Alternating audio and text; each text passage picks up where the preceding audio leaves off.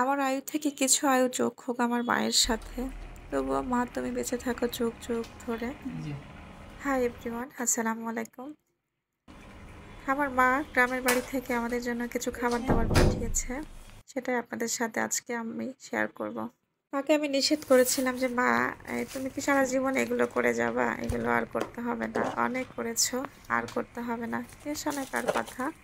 এই যে আমার মা বক্স বক্স করে সব কিছু পাঠিয়ে দিয়েছে। এটা হলো এটা মেবি হাঁসের মাংস। আমার বাচ্চারা হাঁসের মাংস খেতে অনেক পছন্দ করে, কিন্তু আমি হাঁসের মাংস খাই না বলে বাসায় এভাবে রান্না করা হয়ে ওঠে না। তো এই যে আমার মা হাঁসের মাংস পাঠিয়েছে, আর এটা হলো গরুর মাংস সম্ভবত, আর এটা হলো মুরগির মাংস। শুধু আজকে নতুন না, এটা আমি যতবার আগে যখন বাড়িতে গেছি, যতবার বাড়িতে গেছি ঠিক ততবার আমার মা এভাবে বাজার ঘাট করে কাঁচা বাজার থেকে শুরু করে সব কিছু আমাকে বস্তা ভরে ভরে পাঠিয়ে দিয়েছে। যেদিন চলে আসবো তার আগের দিন রাতে আমার মা এভাবে রান্না করে করে বক্স করে করে ফ্রিজে রেখে দিয়েছে। ভোরে চলে আসতে হবে, ভোরে রান্না করতে, যদি রান্না করতে না পারে এই জন্য আমার মা রাতে সব কিছু রান্না করে করে বক্স করে করে রেখে দিত।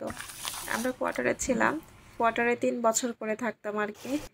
সাইডম্যান ভাবিরা এসে বলতো যে ভাবি, গত 3 বছর ধরে দেখে আসছি যতবার বাড়িতে গেছেন ঠিক ততবার হচ্ছে এভাবে বস্তা ভরে ভরে বাজার ঘাট কাঁচা বাজার নিয়ে আসছেন। ঢাকা থেকে এগুলো নাই ভাবি, এগুলো কেন আনতে হবে?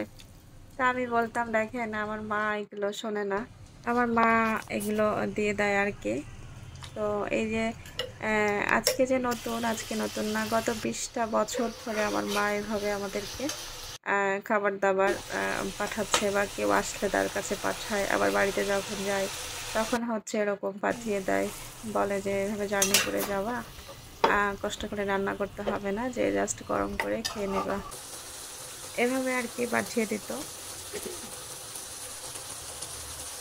আজকে ওই যে এরকম সব কিছু পাঠিয়ে দিয়েছে।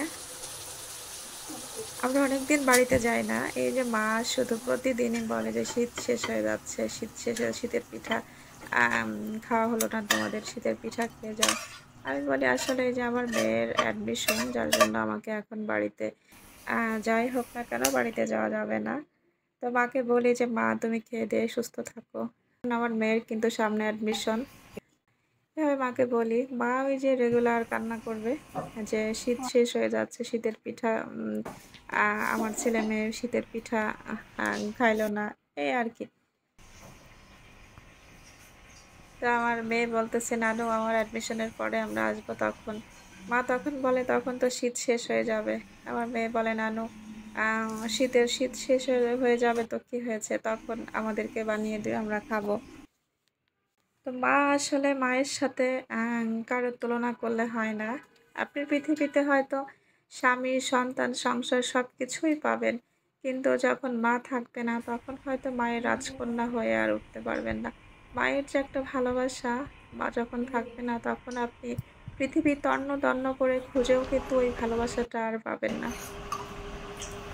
তাই যাদের মা বেঁচে আছে মায়েদেরকে যত্ন করেন, ভালোবাসেন, মায়েদেরকে বোঝার ট্রাই করেন।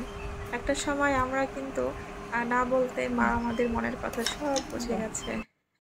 তো আমি বলবো যাদের মা বেঁচে আছেন মায়েদেরকে যত্ন করেন। মা চলে গেলে মায়ের মতো পৃথিবী খুব তন্ন তন্ন করে খুঁজলেও মায়ের মতো বা মায়ের যে একটা ভালোবাসা ওটা আপনি পাবেন। আর আরেকটা কথা আমার এটা মনে হয় যে পৃথিবীতে মায়ের পরে সেরা উপহারটা হচ্ছে আহ, বোন। তো আমার কাছে এটাই মনে হয়, মায়ের পরে সেরা উপহারটা হচ্ছে আমার বোন। আমি আমার বিপদ আপদে যখনই আমি কোনো কারণে আমার একটু মন খারাপ হয়েছে বা আমার চোখে পানি চলে আসছে, হয় না সংসার জীবনে আমার সংসার জীবনে অনেক কিছুই তো হয়। তো আমি মনে করি মায়ের পরে জীবনের সেরা উপহারটি হচ্ছে আমার ছোট বোন, যাকে আমি আমার কান্নায় কাঁদতে দেখেছি। তো পৃথিবীর সকল মা বাবা ভালো থাকুক, পৃথিবীর সকল মায়েরা ভালো থাকুক।